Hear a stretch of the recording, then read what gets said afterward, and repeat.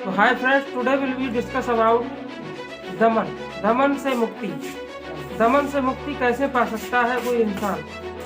आपको दमन नहीं करना है किसी भी चीज़ का, किसी भी चीज़ को भुलाने की कोशिश नहीं करनी है। इस चीज़ को आज हम आपको समझाने की कोशिश करेंगे और आप समझें इस चीज़ को कि इसमें दमन करने से क्या प्रभाव पड़ते हैं हमारे मानसिक रूप से और शारीरिक रूप से। तो देखिए, जब कोई दमन करता है तो होता क्या है कि वह प्रक्रिया ये है कि मन को जिस ओर बचाने की कोशिश की जाए, मन उसी ओर जाना शुरू हो जाता है। बात ये समझाने की कोशिश करते हैं हम कि हम जिस चीज़ से अपने मन को हटाने की कोशिश करते हैं और हमारा मन जो है वो उसी की तरफ ज़्यादा जाने लगता है।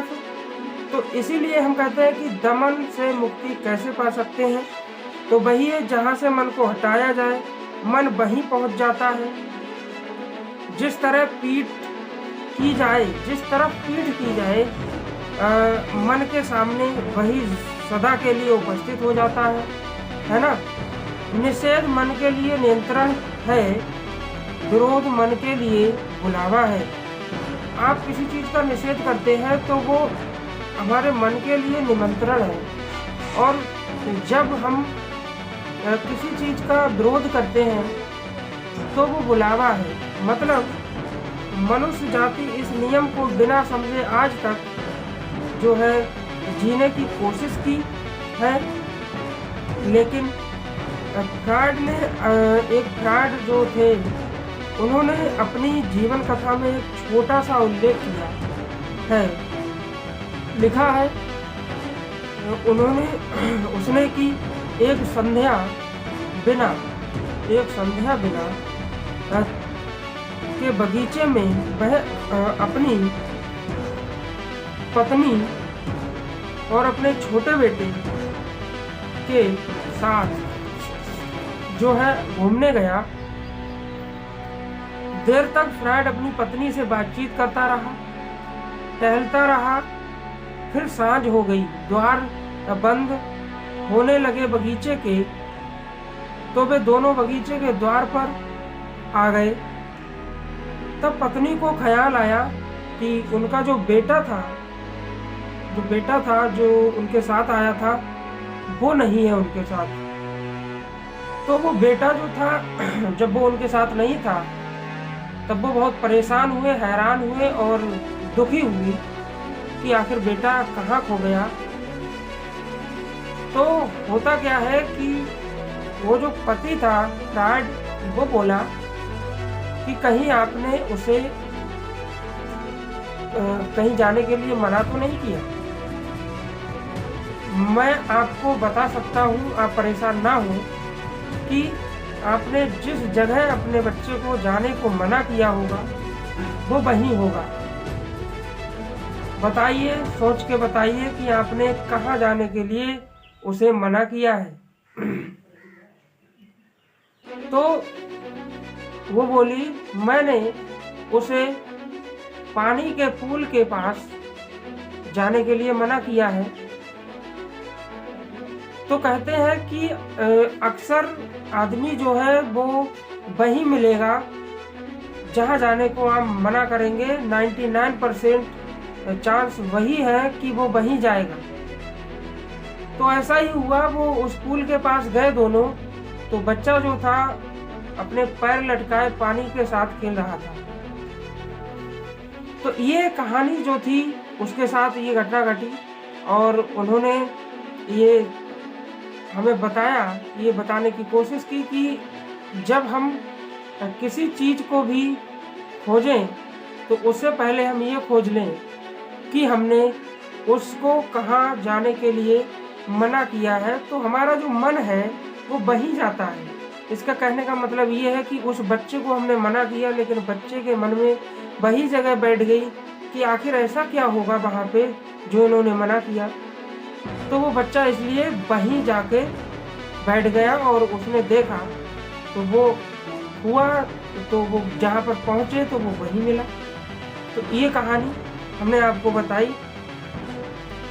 लेकिन एक चीज़ और मैं आपको बताना की कोशिश करूँगा कि जब मनुष्य का जो व्यक्तित्व हमने खड़ा किया है, वह दमन पर खड़ा है। दमन उसकी नींव है और दमन पर खड़ा हुआ आदमी लाख उपाय करे, जीवन की ऊर्जा का साक्षात्कार उसे कभी नहीं हो सकता, क्योंकि जिस पर उसने दमन किया है, मन उसी से उलझा नष्ट हो जाता है। थोड़ा सा प्रयोग करें और पता चल जाएगा कि बात से मन को बचाने की कोशिश करें और पाएंगे मन उसी बात के आसपास घूमने लगा। किसी विचार को भूलने की कोशिश करें और वही भूलने की कोशिश उस बात को स्मरण करने का आधार बन जाएगी। किसी तत्व को, किसी विचार को, किसी स्मृति को, किसी इमेज को, किसी प्रतिमा को मन से निकालने की कोशिश करें और मन के मंदिर में वही प्रतिमा विराजमान हो जाएगी।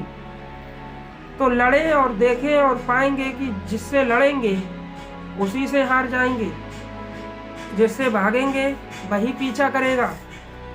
जैसे आप छाया जो होती है उसका वो पीछा करती है आपका, और उतनी ही तेजी से पीछा करती है आप जितनी तेज भागते हैं।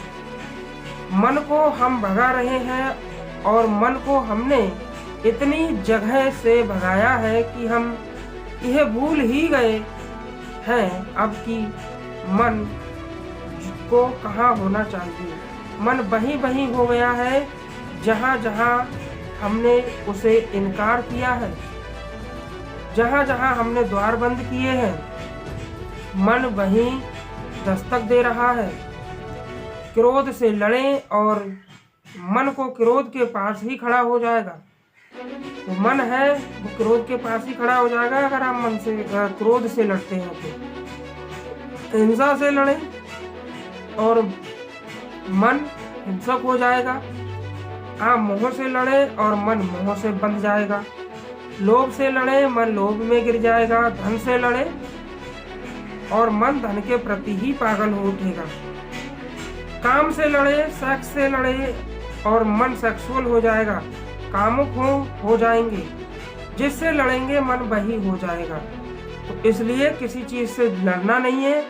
अगर आपके मन में है उस चीज़ का दमन नहीं करना है, आपको वो काम करना है, आपको दमन नहीं करना।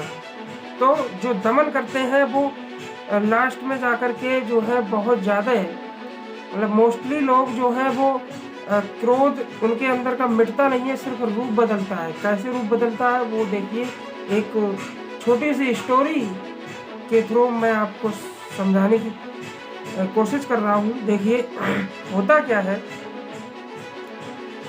कि यह जो है बड़ी अजीब बात है। जिसको दुश्मन बनाएंगे मन पर उस दुश्मन की ही कीर्ति छवि अंकित हो जाएगी।